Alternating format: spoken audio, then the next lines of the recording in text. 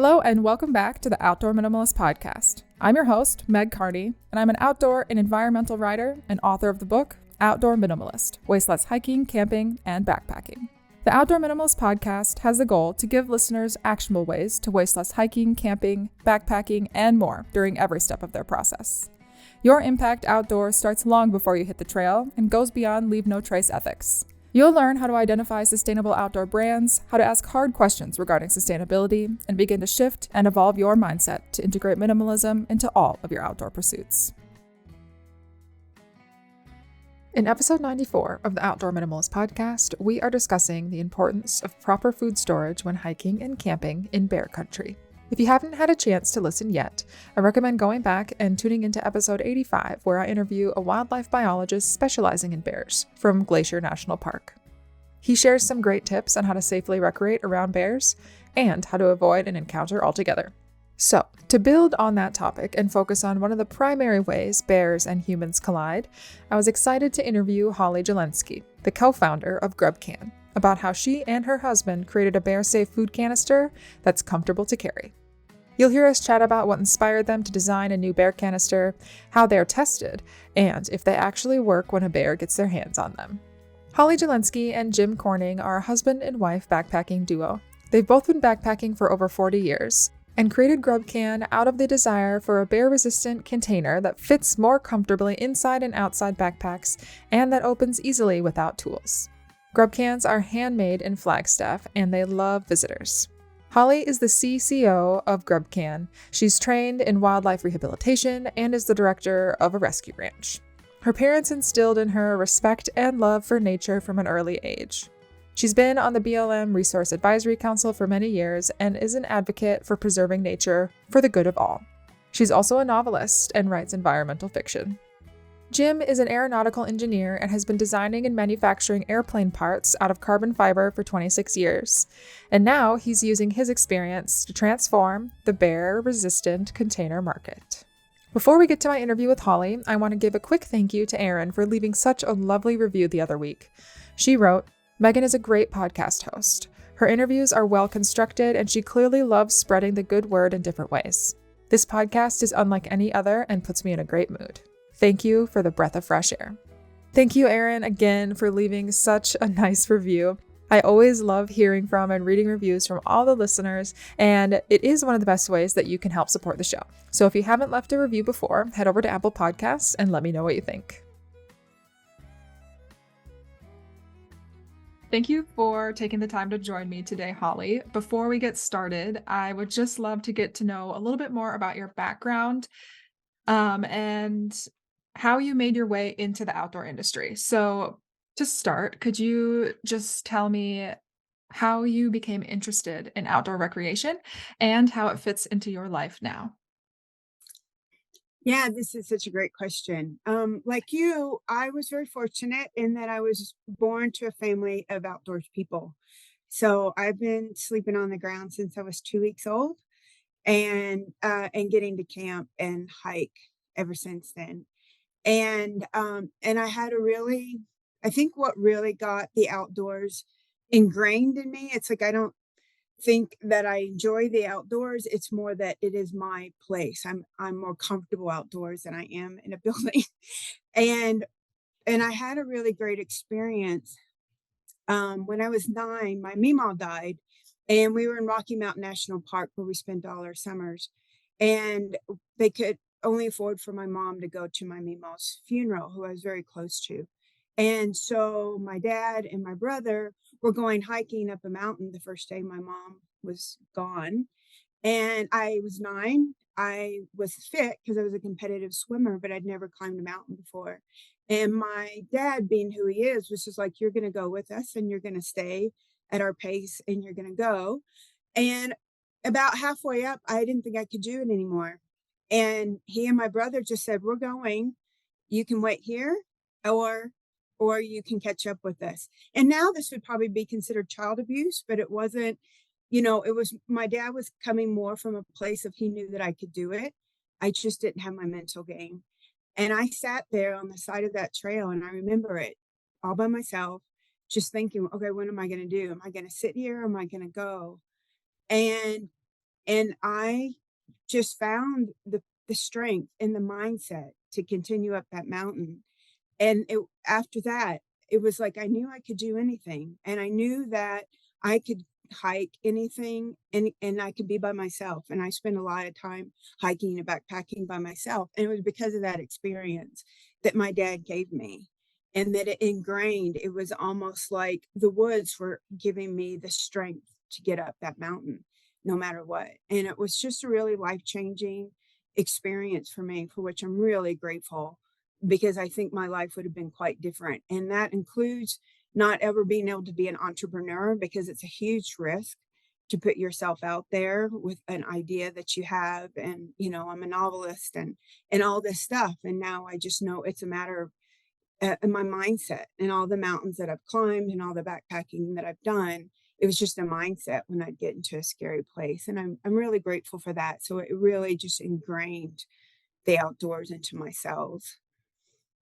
Yeah, absolutely. It definitely sounds like a core memory. And sometimes I feel like people see our capabilities like more clearly than we do, or like before Yes. we do sometimes. So that's kind of the vibe that I'm getting from your dad saw in you that you were clearly capable, and that's amazing. I'm glad you had that Yeah. experience.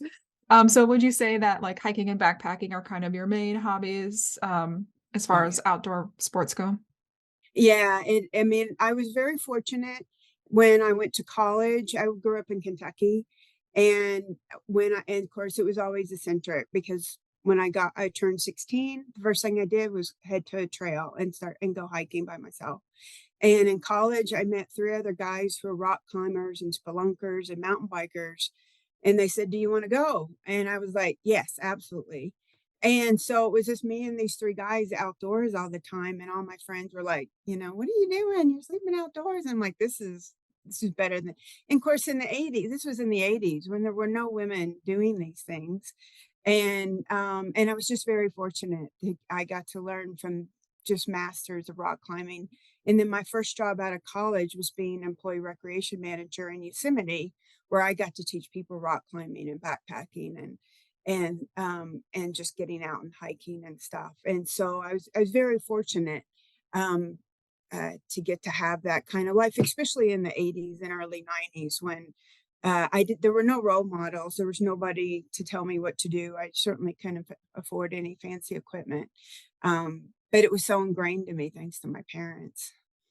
Yeah, for sure. There is definitely a lot better representation for women, in the Yeah. outdoors these days. Yeah. So kudos to you for being a trailblazer. Yeah.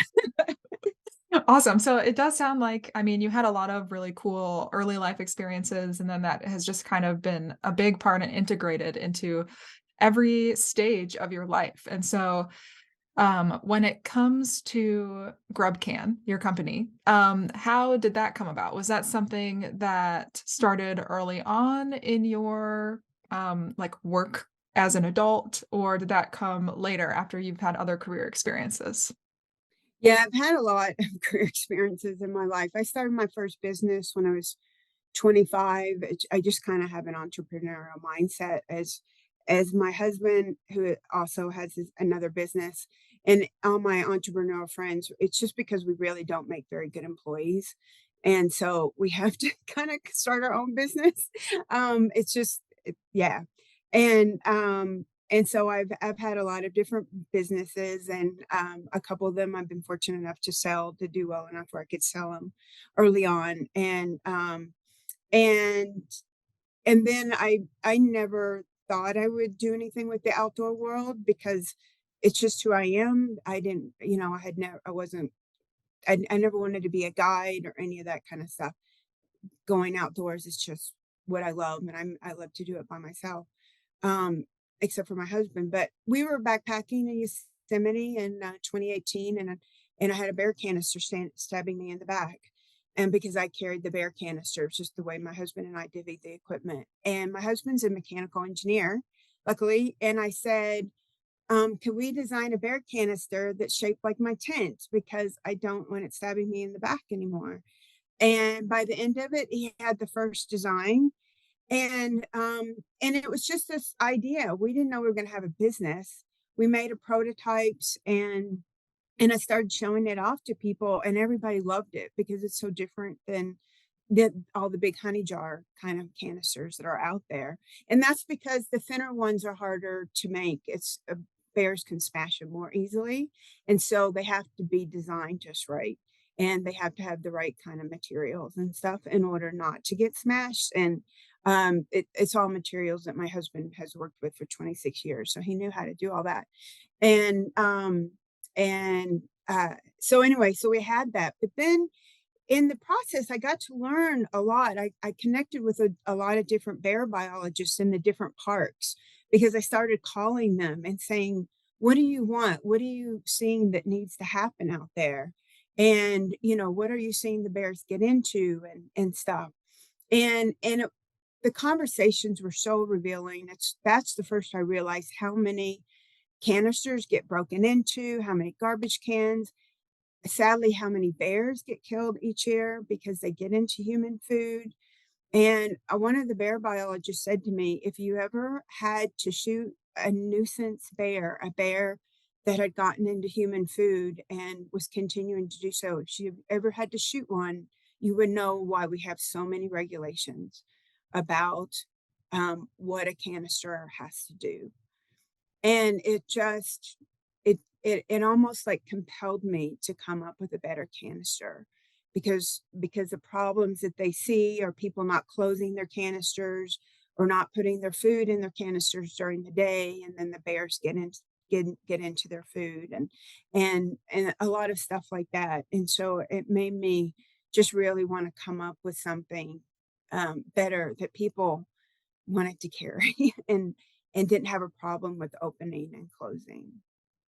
Yeah, that's awesome. I love that you're solving a problem that is very prevalent in a lot of parks and areas of the country. And an earlier episode before this one, I did interview a bear biologist as well. And he was kind of talking about the similar things where when the bears get into the food, it is a positive reinforcement with humans. And so, like, it's hard to then break that because it's how a lot of animals learn is positive reinforcement.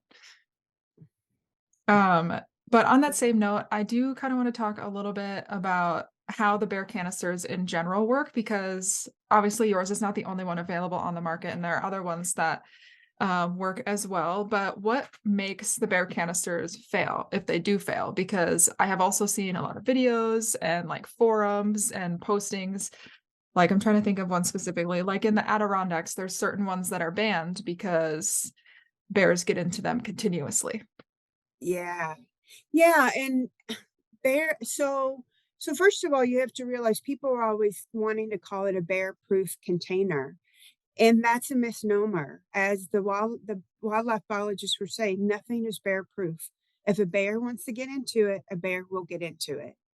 And it's just a matter of making it so hard for them that they lose interest and they want to move on to it because they rip up cars. I mean, we all know we can't keep food in our cars because they will just rip the doors off or smash in the windows. And they're the one thing that I really got to learn in this process is how incredibly intelligent they are. Grizzly bears, black bears, they are so smart. And so uh, there's um, two there's two certifying agencies. One is IGBC, which is the Interagency Grizzly Bear Committee. They test with grizzly bears up in West Yellowstone, and there are 800-pound grizzly bears, and all these bears that do the testing on ones that have gotten into human food, and they were going to be killed. And the Wolf and Grizzly Center there took them in and said, let's use them for testing canisters so that we can start having a good way of measuring good canisters. And so grizzly bears, because they're so strong and heavy, they like to just smash things. And so they do what's called a CPR move on canisters. And so they just want to smash them. And so you have to pass that test. And then they just restarted the black bear test last summer, and it's from the Wildlife Management Institute, and that's for black bear testing because black bears they're half the weight, they're around 400 pounds or less, so they can't smash things like grizzly bears do, but they're really smart. They will sit and think things through. And so, like there are parks where the requirement is that it has to, it can't be one way of unlatching the canister, but it can't be three. It has to be two. Because one, a bear will figure out. Three, a human won't close. And so two has to be the magic number, right? And so, and that's because the bears, they're like, oh, easy food. This is good. I'm going to get some Oreos or Snickers, and so they will just get somebody's canister and sit and figure it out. And they're so strong that they can figure out how to smash them or break the ends up, like in the Adirondacks. I mean, I spent a lot of time talking to those rangers because that's a whole nother, the black bears up there. They see such a huge volume of people come through that they have more opportunities to learn how canisters work and how to break into them. And so yeah, so there's those two different ways. And a lot of the times the reason that they fail is because often they're not closed completely, or what happens is people don't pack their like they don't keep their lunch and snacks in the canister during the day like you're supposed to, and so the bear can smell it, and then they get a whiff of that, and then they just know that food's in the canister, and they just go. They can work on it and they can figure it out. There is no such thing as odor proof when it comes to bears. They can smell up to 8 miles away. So using odor proof bags for bears is not, it doesn't do anything. They can smell it. And so we get a lot of questions, is your canister odor proof? And that's a misnomer when it comes to bears.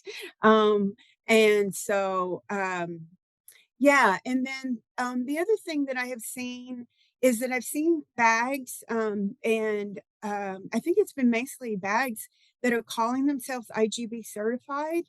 And obviously there are bags that are IGBC certified, but there's some new things on the market that are calling themselves IGBC certified, and they're not. And so you need to make sure, and I can send you a link for the show notes, that you look on the IGBC.org website to make sure that the canister or bag that you want to buy is actually on their site. It has actually gone through all the testing, because it is really, really important for the life of our bears. Yeah, I'll be sure to share that link in the show notes so people can check that out if they're buying bear canisters and things like that. And you were kind of talking about the different locking mechanisms and like when to store the food in the canister and stuff like that. So would you be able to explain the proper use of canisters in general so we could prevent an exposure of the food to the bears? Yeah. So, one is that everything that you have that smells, toothpaste, deodorant, your toothbrush, anything that your garbage, and then of course your food all needs to be in the bear canister, and it needs to be in there at all times. And and then it needs to be completely locked, not just like halfway locked, but completely locked, whatever that locking mechanism is for that container. It needs to be completely locked. So when you're walking around during the day, your lunch and snack should always be in that canister. Like I said, bears can smell up to 8 miles away. So, you just they happen to be in the vicinity and smell it, especially in the winter when they're really trying to put on fat, then, or in the fall, then it could be a thing. So you have to really make sure that they are closed completely. And I already forgot the other part of that question. What was the other part? Sorry. Oh, just basically how to use them properly. So how you Mhm. store the food in them properly, and then I suppose when you are actually sleeping at night, how you store them properly. Yeah. So, and when you're at camp, then what you're supposed to do is take out what you need to cook, and still keep the canister closed and far and away from you, even during the cooking process. And then your kitchen area of your camp should be at least 100 yards away from where you sleep. And I know some people have talked about sleeping with their food because they feel like a bear's never going to come to them because they smell stronger than the food. And that is not true. We probably both have heard the stories of people getting attacked by bears because they had food in their tent. And so not only should you not have the food in the tent, it needs to be at least 100 yards away. And, when we store our food a lot further away. I mean, we store it several hundred yards away from ours, from our camp, from wherever we're sleeping. But and even that, your kitchen and sleeping area should be well. You should make sure that your kitchen area where you're cooking, everything is really clean. Any of your pots and pans that may have any food smells on them, they should also be in the canister and put, or you can eat as long as they're far away. If you've cleaned them and just want to set them with the canister away from your camp, then that's good if they're not getting any food. Ideally, all that should go into the canister also. And so, um, yeah, and then I guess the other thing is, hanging bags. And there's been a lot of articles lately, some really good articles that people have been putting out about hanging bags versus having canisters. And there's plenty of places now that will only allow hard-sided canisters, and what they mean by that is non-hanging ones. And that's because there's so much use in out in the woods now that it's hurting the trees. And of course, we all know bears can climb trees. They'll send their cubs out into the little branches. They fall, they could hurt themselves. And in the meantime, you're hurting the trees. And then they get your food, and it's just a triple whammy because ultimately those bears are probably going to get killed. And so I know it's easier, and people want to carry bags and hang the trees because it's easier and it takes up less space. Um, but the way that I look at it is that we're visitors to the woods. When we go out in the forest, we're visitors to their home, and we need to do what we can to protect them. They were here long before us, and I just want to do what the way that I see it is do what I can to protect their space and protect their home and protect them. And um and so yeah, so and there are some places that have the poles that where you can hang your bags off of that and stuff. Each location, and if people don't know that, then should look up, like if you're going to a national park, look up that national park, put in bear canister use, and each place, each Forest Service area, each national park, each monument on their website will say exactly what's required to be carried. In a lot of Colorado, it's hard-sided containers, and the Adirondacks is a very specific list of what's allowed in their area. And so, as long as you look in the name that Forest Service or that, and I would go straight to their website as opposed to asking for a third party because it changes so constantly. Everybody's always updating what the requirements are. So if you go straight to there, then you know exactly what. And it's very important to follow their guidelines because they're creating those guidelines not to make things more difficult for us as hikers and backpackers, but to protect the wildlife because they are the ones having to kill wildlife when there's interactions with humans and stuff. Yeah, absolutely. I've also seen in some of the national parks, like Glacier National Park specifically, when I was there biking, they had the like bear boxes. So like Mhm. you could only camp at designated spots. And so like each spot had these like really solid metal, like locked containers that I guess are pretty similar to their trash bins. Um, Yes. and so some parks do have those, and that does make things pretty simple for the hikers and like the users because you can put everything in there. They're very large and you don't really have to carry anything like extra in that situation, I guess. Um, Yeah. but okay, so you were talking about the bear bags, and I have seen in the time that I have been backpacking a lot of really horrible bear hangs. And so I feel like Yeah. the the canisters, especially for, like, newer backpackers and stuff, they might be easier to ensure that they're used correctly because, like, getting, like, a perfect bear hang, I think is way harder than locking a canister appropriately.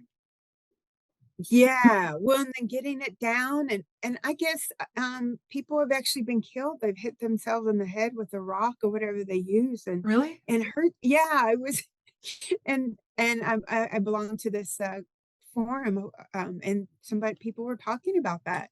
I didn't know that, but yeah, people have actually been killed and really hurt by when they throw up the rock or Oh. whatever they use. And so, yeah, so I guess it can actually even be dangerous to the humans doing that too. And yeah, so Yeah. I find it, I mean, obviously, I've always carried a canister because it just find it. I tried the hanging route when I was backpacking way back when, we had to hang our whole packs and stuff, but there were, it was a different world. There were no canisters and there was very few people out there.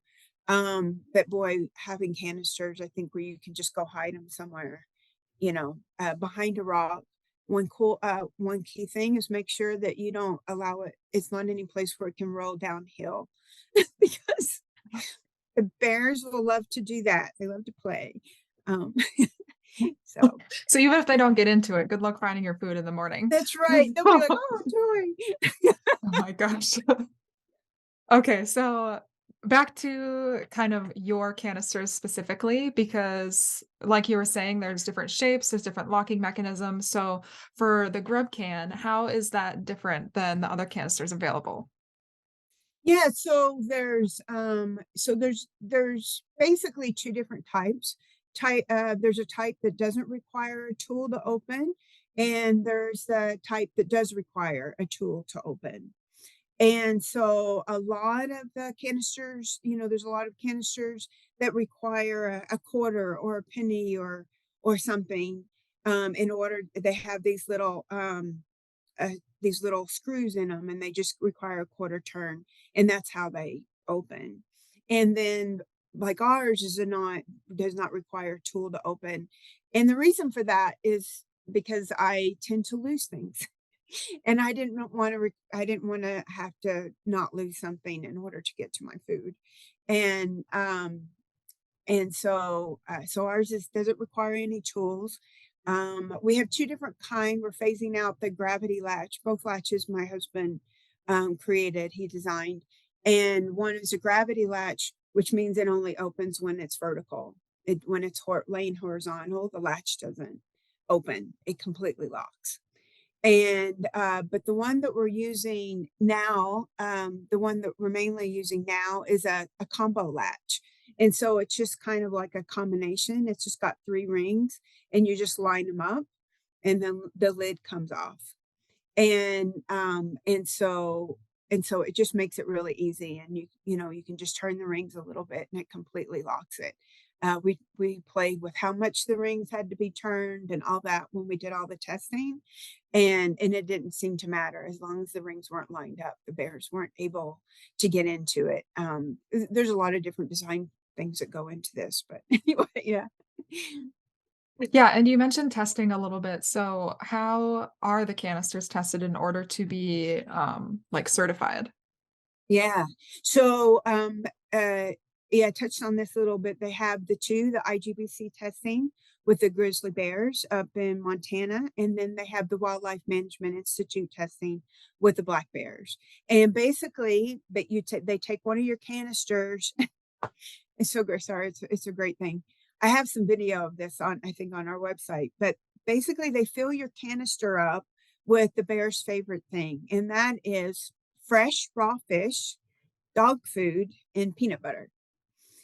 And then if you really want to try to test them, you fill it up with sardines, or you smear it all with sardines because they really like sardines.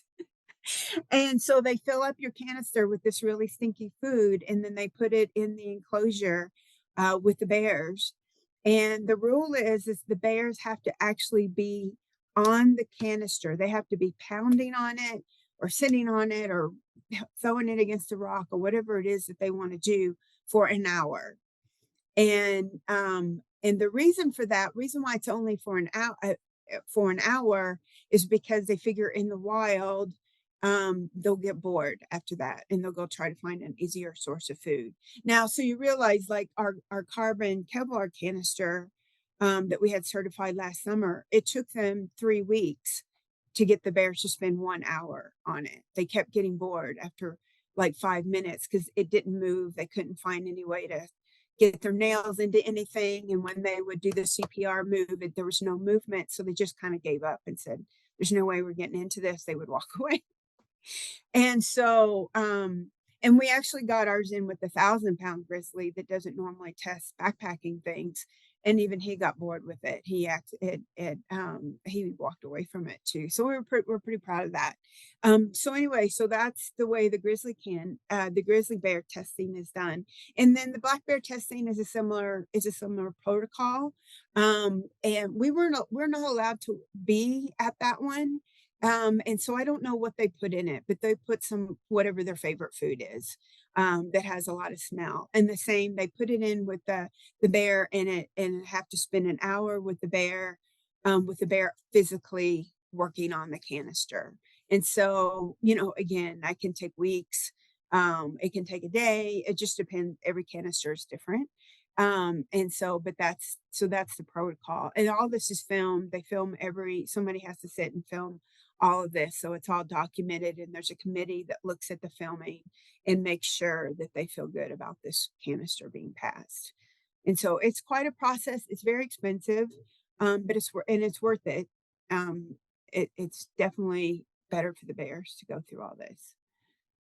Yeah, it's better to have a more rigorous process to Yeah. ensure that they can't actually access it in the wild. And you mentioned like some of the materials that your canisters are made out of. Are those typical materials, or are there other types of materials that other bear canisters might be made from? Yeah, so there's from what I know, there is two basic kinds. Um, well, I guess ours kind of created a third. So there's the clear one, which is oh my God, I'm going to totally forget the name. Anyways, it's a type of plastic, and it's a very strong plastic, and it starts with P, and the name just totally went out of my head. And So there's that one and that's what the clear ones are made out of. And then there's another canister that's been out for a long time made of carbon fiber. And carbon fiber is it's really strong and lightweight. And then ours, we added, because what my husband's company makes airplane parts and ballistics for airplanes and stuff. We added Kevlar to it. And so the idea for that came from the fact that we had a lot of scrap carbon fiber and Kevlar from products that they were making. And so I said, can we make a bear canister out of those scraps? 'Cause, we don't, none of us like to put it in the trash can or to throw it away. So we did, and we made her and ended up making a really strong, lightweight bear canister. So those are the three basic ones: is the plastic, a carbon fiber, and then the carbon Kevlar. Yeah, I love that you are reusing those materials so they're not going to the landfill. That's awesome. Well, and it's one of the reasons we're not selling the gravity latch and the plastic one anymore. Oh, We were very fortunate. We had a huge thousands order for a canister we hadn't even started producing yet. And we were just like, let's just fill this order, fill it up. But, but then we backed up and we realized it really did not fit with our value system. mm. We were very sustainably oriented. I was carrying bags into the grocery store since I was 6, and and it's just, my mindset. And so now that we're making one that is each of those canisters is at least 85% reclaimed product. It's something that we feel really good about putting out there, and they're all handmade here at our shop in Flag. And so we know who's making it. We know, we are here every step of the way, and stuff. So it fit better with our value system. I love that. Yeah, sometimes you Yeah. have to reevaluate and change products, and that's fine. And it sounds Yeah. like it works wonderfully. The bears don't even wanna mess with it. Yeah. Yeah. No, we're really the people, the bear biologists and stuff that have seen it, they've been really impressed with it, how strong and lightweight it is at the same time. So yeah. Yeah, from your experiences with, like, seeing the bear testing and then probably seeing a lot of other bear canister products, do you think it's better to have it be like a solid material on the outside, or are the see-through ones like better in some regard? I guess I don't understand necessarily why it would need to be see-through other than so we can see where our food Yeah. is. Okay. That's really the only reason, is a matter of convenience, is so that you can see what's inside your canister. And that's really, uh, that's it's really it. There are things in the design the bears have, really powerful, long, their claws, just the nail portion of their, I don't know if you can see my hand, are really long, and they're really pointed at the end, and they're made for digging and getting into trees and getting to small crevices in trees and breaking them open and getting the ants and stuff that are in there. And so they can do that with a bear canister too. So if there's any little gap or anything, what happens. They can get their claws in that little gap, between the lid and the canister or something, and just rip it off. And so, yeah, so there's a lot of different things like that you have to think about when you're making these. But yeah. If we're talking about the human user experience, though, I mean, beyond the wanting to help the bears with your development of the Grub Can, it kind of came from you feeling like the discomfort of carrying the model that you had in your pack. So, um, yours is like a longer, skinnier design. So, does it just fit better inside most backpacks, or why is it more comfortable for hikers to carry? Yeah, so, yeah, it's and because so the way that I load my pack, I have a Dana Design 65-liter pack. I've had forever, but I the heaviest thing besides food that I always carry is is the tent, and so I put it down the center, so it's kinda along my spine, and so the weight is evenly distributed, and that's the way I like to carry the bear canister when I'm carrying it, is that I have it down, because then the food becomes the heaviest thing. And so I put it down the center, and then because of the way ours is designed, you can get into it, um, with it still in your pack. You don't have to pull everything out, Mm. to get into it. And now everybody packs differently. Everybody has their own way that they like to pack. What we also discovered is a lot of people like to, it fits really well in the straps at the bottom of their backpacks. Oh. And so a lot of people like to put it, there, and it's not because it's not bulky and it's long and narrow. They really like that. It fits really well there, where some people maybe carry their tent there or something. And so but for me, it was I just it's the way I've grown up. Everything's supposed to be inside the pack, and I like everything compact. And I want it to be in the center middle of my back, because that's comfort and that's the balance. And I want to be able to get to it, because obviously my lunch and stuff's going to be in there, and without having to remove everything from my pack. And so that's what we created. That's the thinner design that we created. Yeah, it sounds like carrying it inside the pack would maybe be more comfortable. Um, but yeah, I could see people carrying it on the outside. I mean, for accessibility purposes and things like that. Yeah. Yeah, we just had somebody show us that he carries his Grub Can on the very top, and it's Oh. so light. I know, and I've seen a lot of people do this with different canisters, and I need to ask him why, because I don't understand the thinking, but, he's carrying a 1-pound backpack. He's carrying one of the ultralight backpacks, and I do Mhm. not carry an ultralight backpack. And so I don't know if it just fits with that type of backpack, but and he has a thing that goes over it, and it keeps it nice and snug Oh, interesting. inside there. Yeah, so I think, everybody has kind of a different way, and it's fun to watch how everybody has their own system. Yeah, and like you said, there's different backpack designs and stuff like that, so finding a way that works with your system is important too. Awesome. Yeah. Yeah, I mean, a lot of people would email, "So how does your canister fit in my pack?" And I'd be like, "Okay, well, tell me what backpack you have." Yeah. Not every backpack is the same, that's for sure. Yeah, they're all different, yeah. Awesome. So Yeah, I'm trying to think if I have any other specific questions about bears or the canister or anything. Do you have anything that we missed that maybe you would want to add for listeners in terms of like safety when it comes to carrying food in the backcountry and being around bears in general? Yeah, so a couple things. One is it used to be that they thought you should carry bear bells and bear spray when you're in black bear country. And that philosophy is changed, and that they, like the bear biologists in Yosemite have said, please don't spray our bears. And it was this, the greatest thing I heard, as a wildlife ranger who said, I said, and they were like, yeah, don't spray our bears. They don't even want you to have bear spray. And because black bears, you don't need it.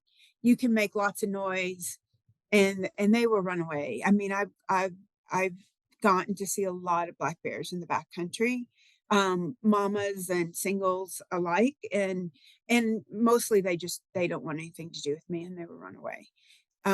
Grizzly bear country is quite different in that you should definitely carry bear bells. With that, you should definitely make any noise, and not that grizzlies are aggressive. It's just that if they get startled, if they're on a carcass or something, and you just happen to go down the trail and startle them and they're on a kill, then that's when they could get aggressive, but not because they don't want you taking their food. And also it's almost required to use bear spray, to have bear spray in grizzly country. And and most important at all, and I can send you a link to this too if you want, is to know how to use your bear spray properly. Because most people think you just want to spray it in their eyes, and that's not the case at all. And instead, you want to start low and spray it up, and then it wakes up and can get into the grizzly.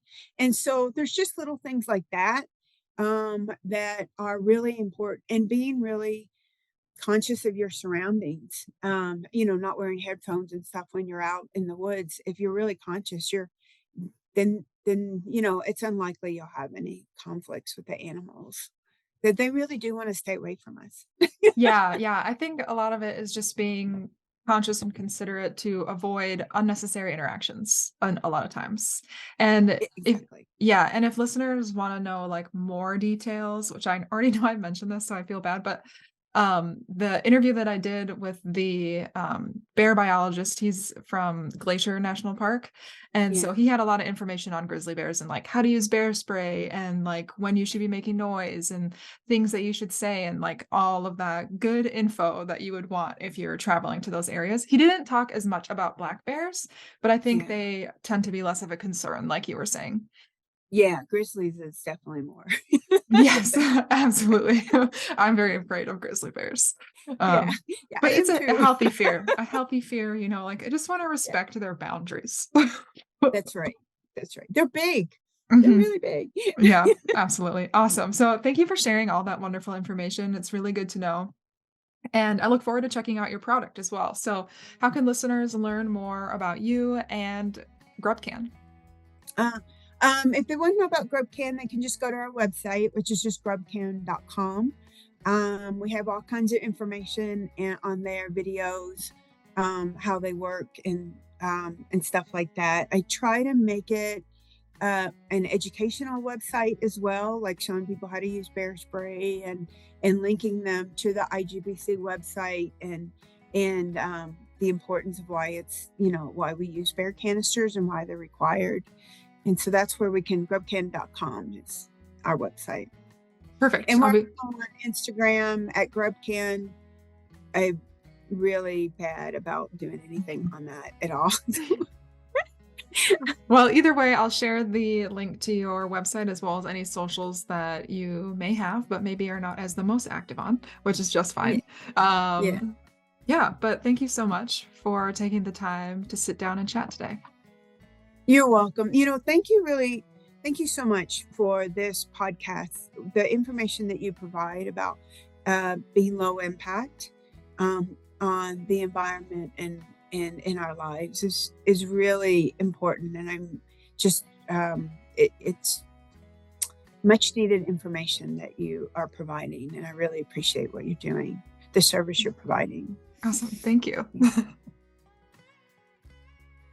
Thanks for listening. And if you like what you hear, let me know. Leave a review and be sure to subscribe so you never miss an episode. You can find us on Instagram at outdoor.minimalist.book, on YouTube, or subscribe to our weekly newsletter at theoutdoorminimalist.com. For even more updates, other educational resources, and to help build an outdoor community with the shared goal to create a better outdoor space as we recreate.